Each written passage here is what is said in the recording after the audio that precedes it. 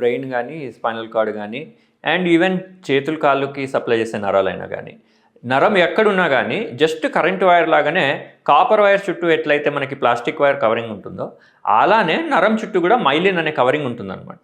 So ఈ myelin అనే covering ఎట్లా వస్తుందంటే దానికి సపరేట్ టైప్ ఆఫ్ సెల్స్ ఉంటాయి. ఇర్రెస్పెక్టివ్ ఆఫ్ దట్ చేతికాలు నరాలైనా బ్రెయిన్లో నరాలైనా స్పైనల్ కార్డ్ అంటే వెన్నుపూసలో నరాలు ఉన్నా కానీ ఈ కవరింగ్ డ్యామేజ్ అయినప్పుడు దాన్ని మనం డీమైలినేషన్ అని అంటాం ఆర్ డీమైలినేటింగ్ డిసీజెస్ అని అంటాం. ఈ కవరింగ్ డ్యామేజ్ అయ్యి డీమైలినేటింగ్ ఇల్నెసెస్ వచ్చినప్పుడు దాంట్లో కామనెస్ట్ టైప్ ఏంటి ఆర్ మోస్ట్ పాపులర్ టైప్ ఏంది అంటే మల్టిపుల్ స్క్లిరోసిస్ అనేసి అంటాం అనమాట.